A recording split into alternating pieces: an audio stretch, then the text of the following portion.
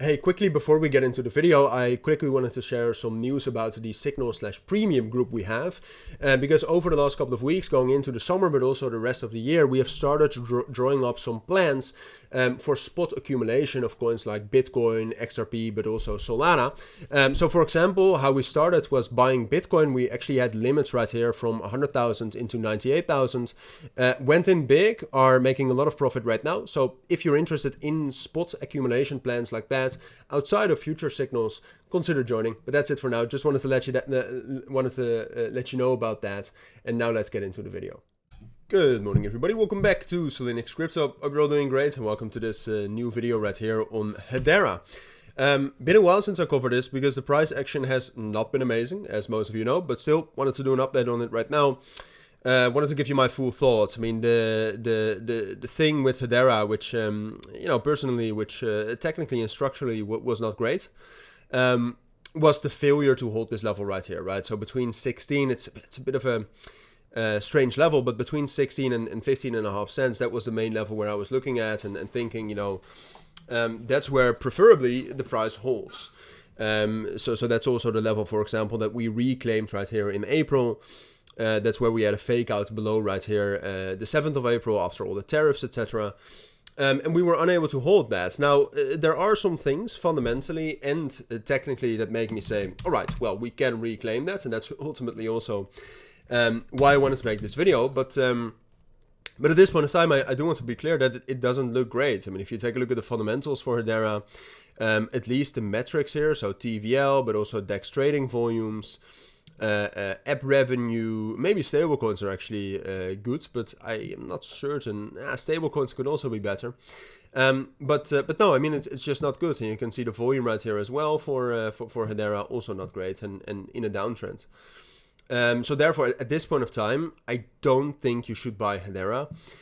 Sure, can we move up from here? Yes, but technically there just isn't any confirmation that we're going to move up higher. On the 12-hour time frame, the daily time frame, we have gotten into downtrends and we have respected the downtrend so far, right? I mean, you can see right here, we got into a downtrend at the end of May, and we have respected that. And every time that we broke above that downtrend, it turned into a fake out. And we've had several major bearish breakdowns below significant support levels. Now, two reasons why I think, though, that at this point of time we could have bottomed and we can stop this downtrend at least, right? So that we can do something like this, break above the 12-hour trend, a 30-day rolling VWAP, and then get some stability here. Do I think we can rally much higher? No, but stability higher for the summer is great. Also, not only for the summer and short term getting that recovery, but also for the rest of 2025 and maybe 2026 already.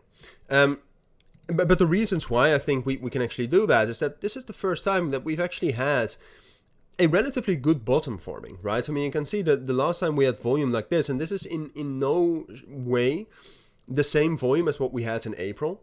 Now, April versus June, right? Volume is always going to be lower, but that does say something. But it's at least compared to the volume we've had in the last month and a half, it's quite high.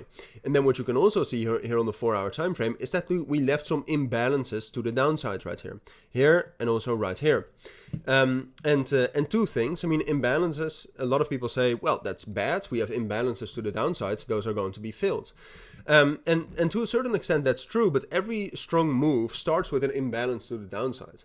Right, and very often those do not get filled, or those do not get filled for months, because an imbalance basically is a shifting of balance between buyers and sellers, where there's at a certain point of time, buyers are far more aggressive, or there's far more buyers, or there's far more capital buying than selling, and that's good news. Right, and then what you can also see, so first of all, that doesn't matter, so we have a high volume bottom right here, with some imbalances, but that's a good sign, I would say, in this case. And then outside of that, we left a bigger imbalance right here. You can see we filled that entirely, so that's not the first imbalance, that's right here, and that's not filled yet.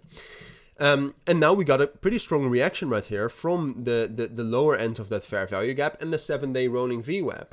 And that in combination with this renewed positive sentiment about ETFs, that makes me think that Hedera has a chance to reclaim this level right here at 15.5 cents and gain stability.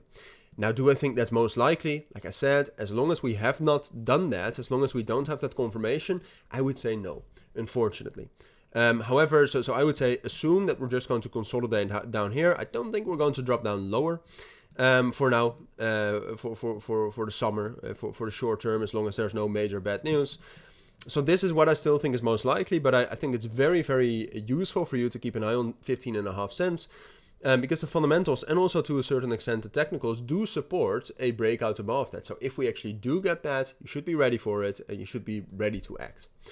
But those are my thoughts. I think that's what you need to know. So hopefully that helps. Now have a great weekend. If you're more, if you're interested in more Hedera updates, let me know, right? Because I can make these like weekly if you're interested in that. But for now, thank you for watching. That's it. Take care and bye.